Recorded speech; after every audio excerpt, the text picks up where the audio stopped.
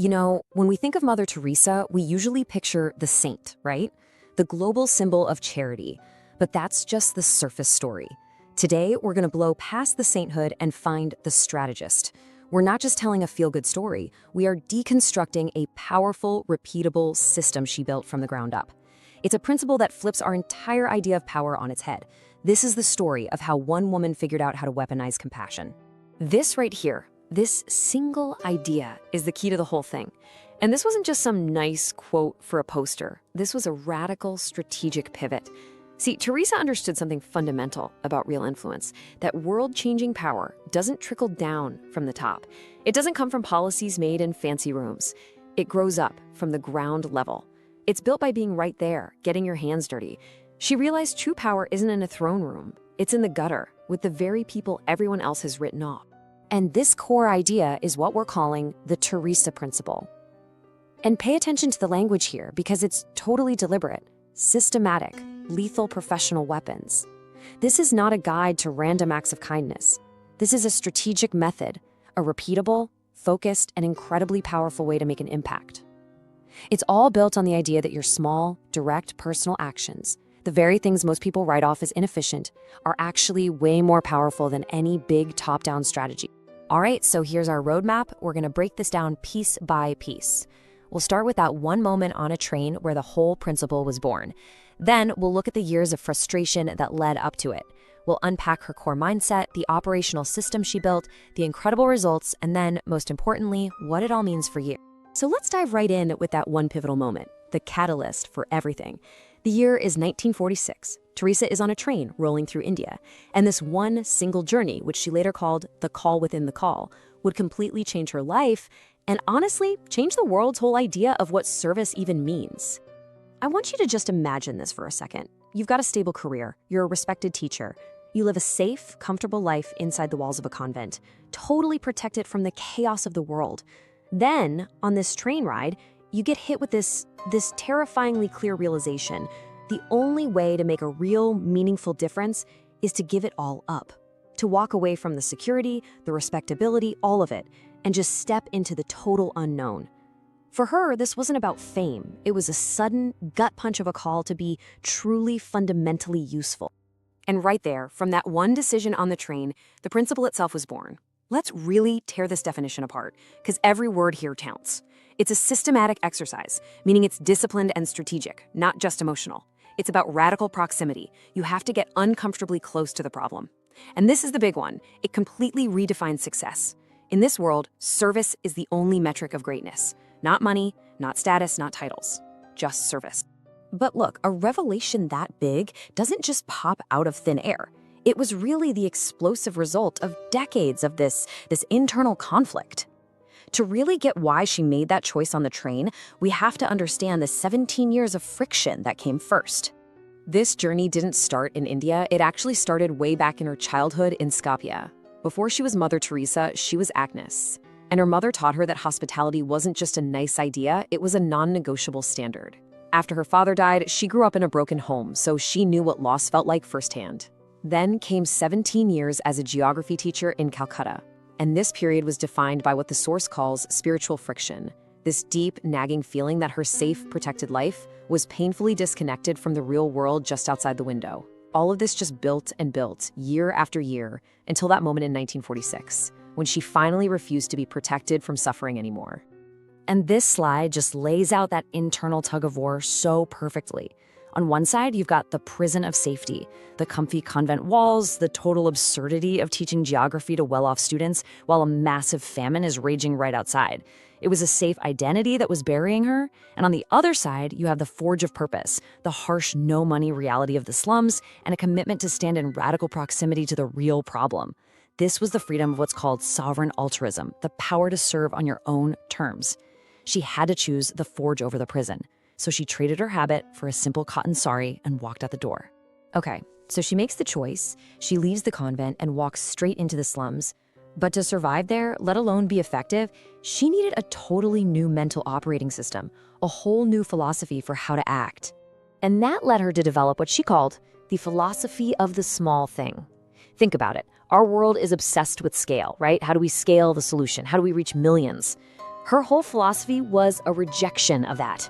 She believed that the second you try to scale a solution before you have genuinely deeply served the one person right in front of you, you lose all your power. The work just becomes an abstraction.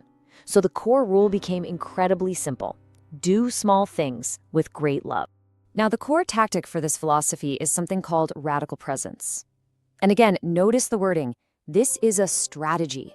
It's a discipline. It's a conscious choice to stay in the moment with one person, focusing all your energy on them until their individual humanity, their dignity is so clear, so overwhelming that it becomes undeniable. It's the ultimate weapon against seeing people as just statistics or problems. And this is such a crucial reframe. For Teresa, the slum was never just some depressing backdrop for charity work. No way. It was her laboratory. It was a real-world environment where she could systematically test and prove her philosophy. Could one person committed to radical presence and the small thing actually make a difference against insane odds? The slum was where she was going to find that truth, not with theory, but with direct, daily, repeatable action. But this powerful mindset didn't just stay in her head. See, Mother Teresa was a master of execution. She was an operator. She translated her philosophy into a tangible, daily, repeatable system that anyone could follow, a set of protocols for compassion. She basically treated her work like a high-performance lab, and this was her four-step methodology. It's not some vague mission statement. It's a series of clear, actionable protocols designed to make sure her philosophy was put into practice every single day without fail. So let's get into the guts of this system. It starts with the one-at-a-time protocol. She would literally focus on one dying person, one hungry child. This wasn't inefficient. It was profoundly strategic. It forced a direct physical connection. Next, the poverty audit. She was constantly making sure her work stayed pure, that it wasn't being compromised by outside money with strings attached. Third was immediate intervention. Her bias was always for action now. She used her own hands to solve the problem right in front of her. And finally, the brilliant no-delay model. She would start something like a home for the dying with zero money and no plan. This was a power move that forced resources to follow proven action, proving that commitment is way more valuable than capital. And the outcome of this whole system was something we're calling foundational service. And just listen to these words: sensory, rhythmic, habit. This wasn't about sitting in an office writing grants. It was a proactive, physical, daily habit. It was about the sounds and smells of the street, the feeling of a hand in yours.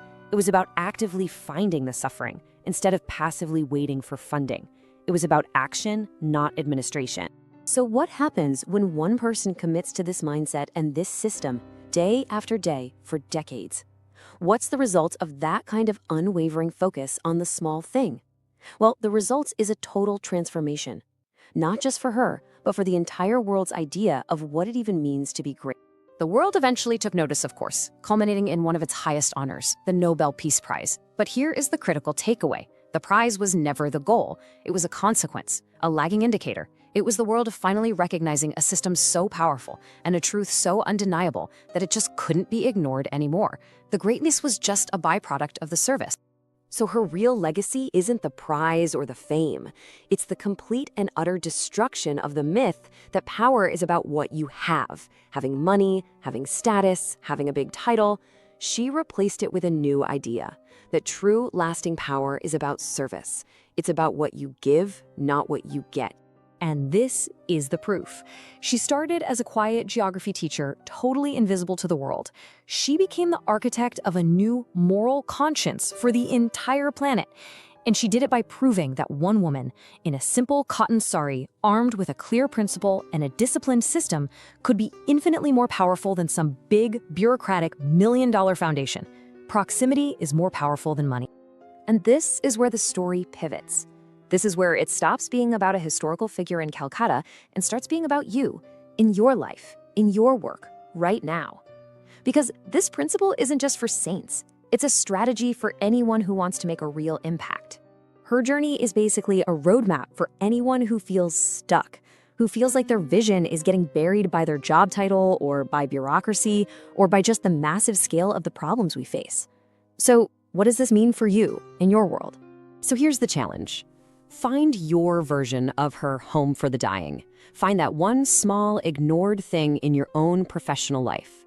Maybe it's a broken process everyone complains about but nobody fixes. Maybe it's a junior colleague who's clearly struggling but nobody's mentoring. Maybe it's a customer problem that keeps getting pushed to next quarter. Ask yourself, what would happen if you stopped planning and just started doing? If you applied radical presence to that one small problem? What if you committed so deeply to the service of solving that one thing that you accidentally discovered your own greatness in the process? Because that's the essence of the Teresa Principle. When you raise your level of presence and you commit to service, you stop being a victim of the system around you, and you become the master of your own outcome. Greatness isn't a title someone gives you. It's not a promotion you wait for. It's a choice you make every single day. And your service, that small thing you decide to pour your full attention into, that is the code for your greatness.